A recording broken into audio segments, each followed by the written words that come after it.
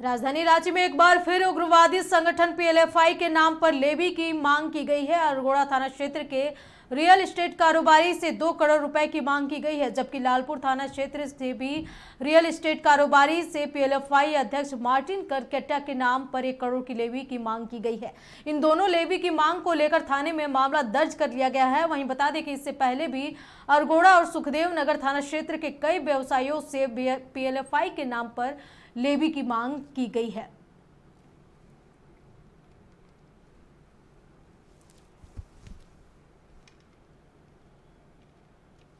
तो बता दें कि राजधानी रांची में एक बार फिर उग्रवादी संगठन पीएलएफआई के नाम पर लेवी मांगने की मामला सामने आया है।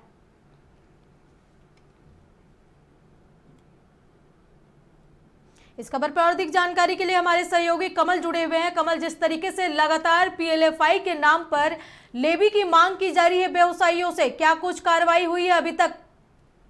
देखिए, लगातार ये घटनाएं हो रही हैं। लगातार पीएलएफआई उग्रवादी संगठन जो है उसके द्वारा व्हाट्सएप कॉल करके व्यवसायियों, रियल एस्टेट से जुड़े लोगों और अन्य लोगों से लेवी की मांग की जा रही है। हालांकि इस मामले में पुलिस तफ्तीश कर रही है कि क्या सही में उग्रवादी संगठन के द्वारा ये लेवी मांगी गई है या फिर उसके नाम पर जो असामाजिक तत्व होते हैं उनके द्वारा ये लेवी मांगी जाती है। तो इन तमाम चीजों को लेकर के पुलिस छानबीन कर रही है।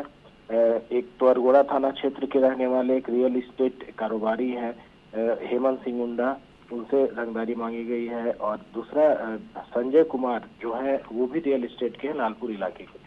तो इन दोनों से 2 और 1 करोड़ की लेवी मांगी है। फिलहाल पुलिस पूरे मामले की जांच कर रही है।